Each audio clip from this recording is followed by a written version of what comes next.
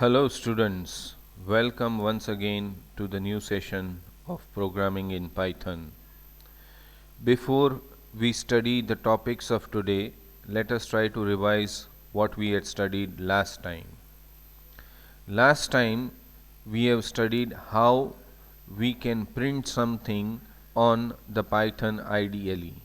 Yes, first we had printed the text directly and then we have printed making use of the print command. Remember, print is an inbuilt function provided by Python. We specifically studied two parameters as far as print is concerned, separator and end of line. Moreover, we also studied the use of single quotes, double quotes and triple quotes while printing text without print command and with print command. We also studied the use of escape sequence and the use of raw string specifically while printing the file path. Towards the end, we had studied how to get help on the print command. Today we are going to study number of topics. First, we are going to start with variables in Python. Now,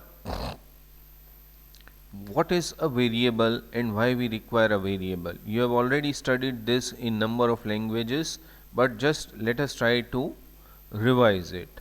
A variable, also known as an identifier, is a place where you are going to store some value. You can also call it as a placeholder, but basically are names given to identifying something. That is, when you want to store some value, you need to take some variables. All languages have different rules while naming the variables. Remember, Python is case sensitive. That is the first thing that you need to keep in mind when you are naming the variable. Yes, the first character of the variable or the identifier can either be a character, that means uppercase A to Z or lowercase a to z, or an underscore. It cannot, the first character cannot be a number or a special character. The rest of the variable name can consist of character, underscore, or say for example a number. So only three types of characters are allowed as far as variable names are concerned. Let us try to open the notepad. Say for example, let me just try to increase the font size.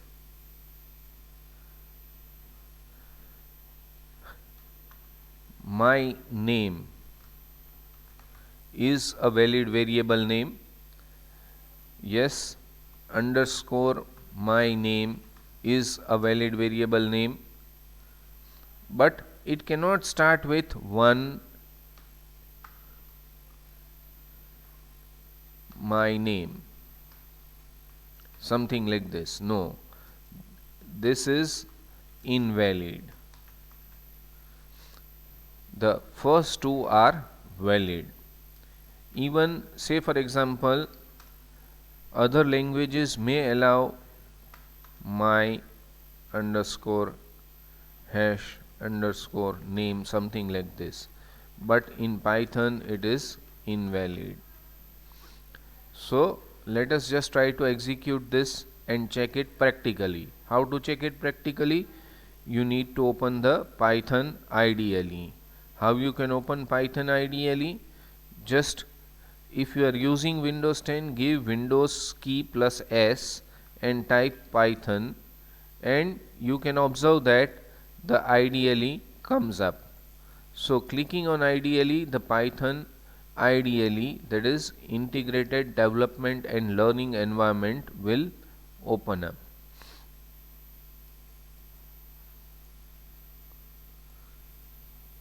Just try to resize it little bit so that it is clearly visible on your even on your mobile screens. Fine. Now just let us try to check something. Say my name equals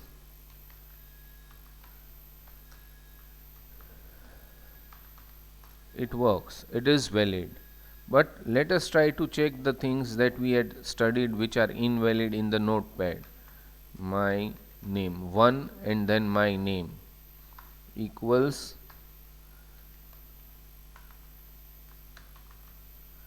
just try to observe, it gives a syntax error. That is, a variable name cannot start with 1. Let us try to check whether it can start with underscore or not. And you can see it is valid, there is no problem at all. That means the variable name can either start by a character A to Z or an underscore. Even something like this hash my name equals, and just let us try to check what happens. I will teach you the use of hash later on. It's a special character used for putting comments, so you cannot basically store anything which starts other than the underscore or a character. A variable name can start only with an underscore or with an character. Now let us try to check something else. My @name equals Sachin. Again it gives an error because @ or any other special characters are not allowed, only underscore and numbers are allowed. Yes, my name 1 equals Sachin is perfectly fine. But remember,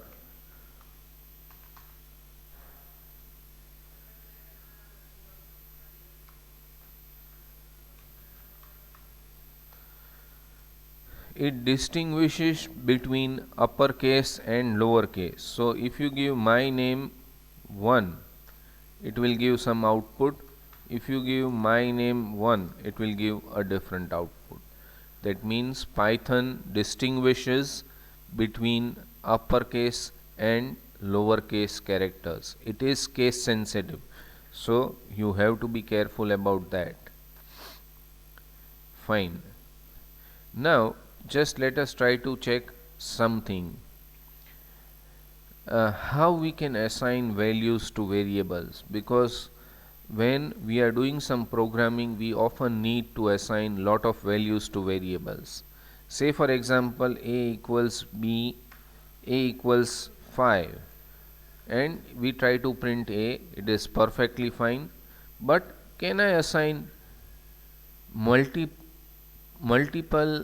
variables a single value at the same time? I repeat, can I assign a single value to multiple variables at the same time? Say for example something like this, equals 5, and now let us try to check b, c. Yes, it works completely fine, there is no problem at all. Moreover, if I put a semicolon followed by d equals 10, now I can give print a comma b comma c comma d, and just let us try to check. You get the output 7 7 7 10, because by default the separator character is space, and by default the end of line is /n. Here the end of line does not come into picture, only the separator character comes up. But in the sense, most of the other languages do not allow you to assign in this way, that is a single value to multiple variables, but this allows. Now see, it is memory efficient compared to other languages. That means Python is memory efficient compared to other languages.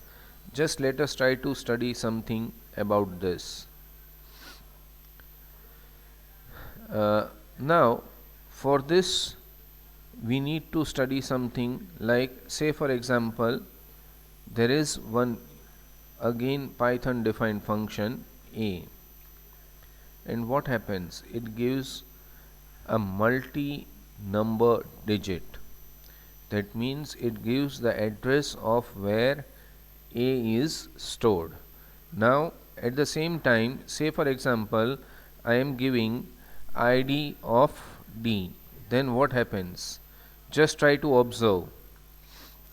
Again another number comes up, again what it does, it gives a multi-digit number, in the sense the address of where the value of d is stored.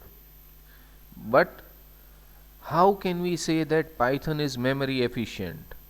As you can observe, a, b and c are all having the same value. Now if I give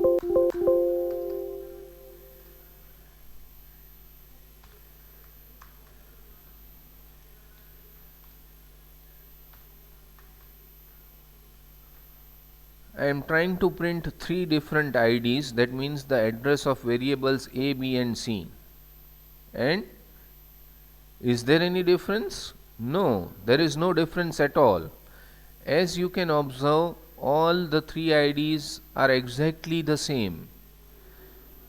If you are watching on the mobile, just pause the video for a moment and try to check it up. The IDs, that means the addresses of all the three variables are same.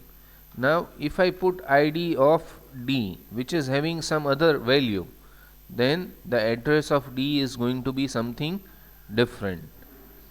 Now this is a special characteristics of Python, in the sense it is memory efficient. If multiple variables are having the same value, then they are going to be stored at a single location. Just try to observe this PPT, how it works. Say for example, a is equal to 10 and b is equal to 10. At a single specific location, both the variables are going to be stored. But if a is equal to 10 and b is equal to 12, that means the values are different, then they are going to be stored at two different locations. That means 1002 and whatever the address may be, it may be some random number, as we had seen on the Python ideally. But basically, as you can see, the id function can be used to identify the address of the variable. I am just writing a note over here, can be used, I can put something over here, variable name,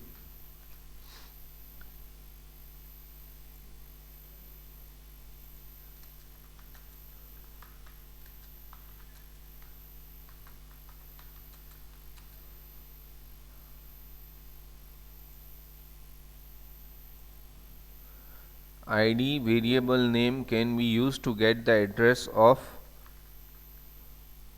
where the variable is stored in memory. This is just for your reference, students. So we have studied one more Python function id. Now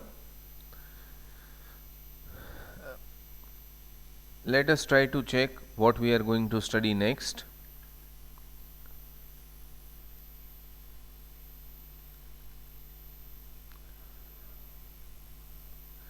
Yes, the next thing that we are going to study is data types in Python. There are number of major data types and minor data types, that means main data types and its sub data types. Initially we are going to focus on string and numeric types. Yes, later on we are going to study the sequence types in detail and the other data types as well.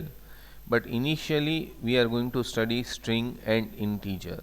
Later on we may focus on some other things also. Now just how to check what is the data type of a particular variable? Again, you can make use of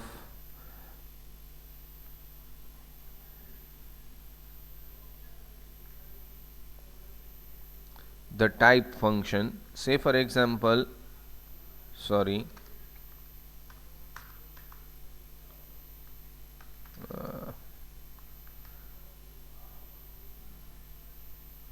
just wait for a moment. Think the system is little slow. Okay, now it's fine. Type of A, and you can observe what the result is. It is class int. Class int. Just try to recollect some of the object oriented concepts little bit. Class is an object oriented term. That means data types are classes as far as Python is concerned. Fine. So type of A is int. Why? Because we have assigned a numeric value to it. Say for example, name equals Sachin. Now we check type of name. Then what it will give? Yes, because some text is assigned to the variable name, the class of name or the data type of name is str or string. Initially, our focus is going to be on these two things. Now, students, just try to recollect what you are doing in C or C++ or maybe Java. If you want to get the value of the variable from the user, then what you are doing? Yes, we were giving scanf, printf to print something, but scanf to get something from the user. So here again there is a function which is input. Say for example, a is equal to input, enter some value.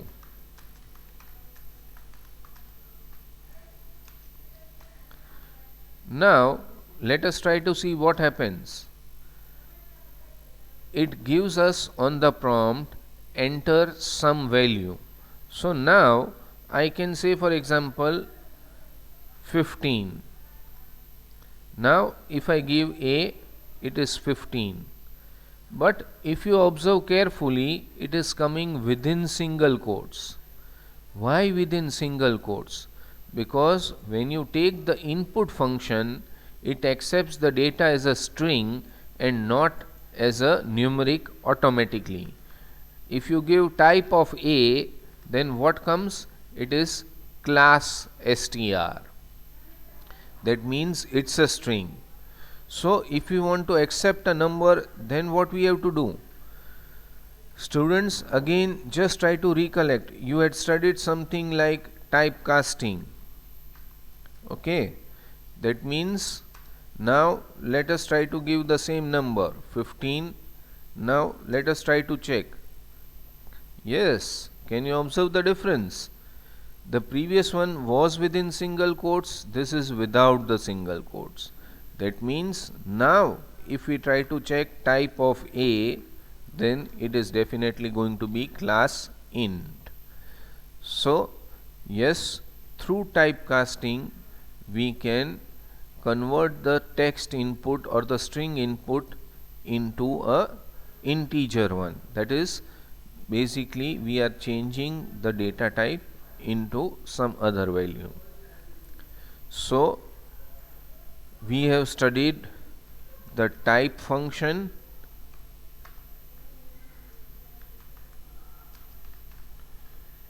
it tells us the data type of the variable, and we have studied one more function which is the input function. The input function again,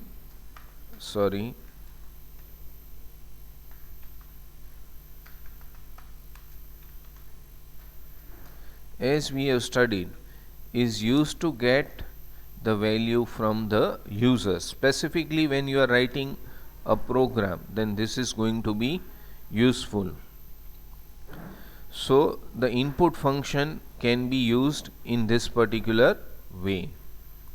So in this session we have studied number of things. Just let us try to recollect, and then we will try to start the next session.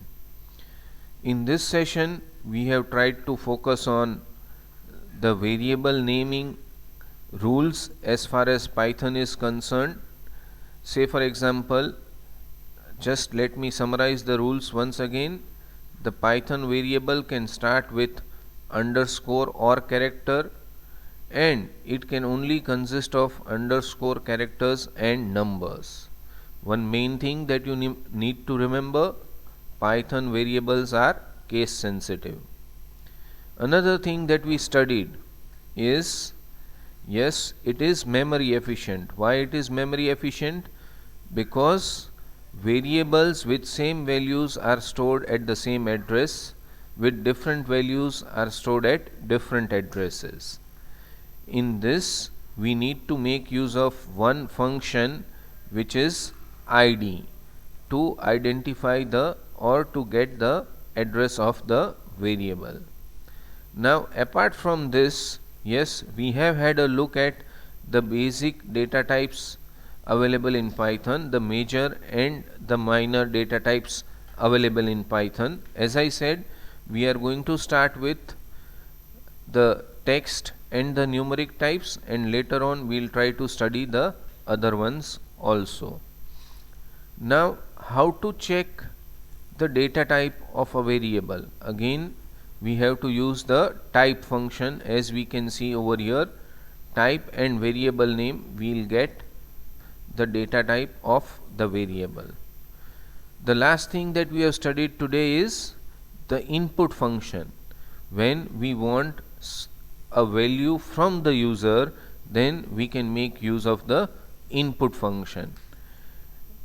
Now by default, as you can see, the value accepted by input is string. So if you want it as an integer, you have to do typecasting. Okay. So students, that is all for this session. Next time we are going to study in the next session the various operators available in Python.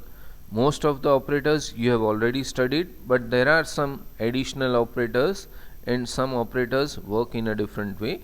So that's all as far as this session is concerned. Thank you.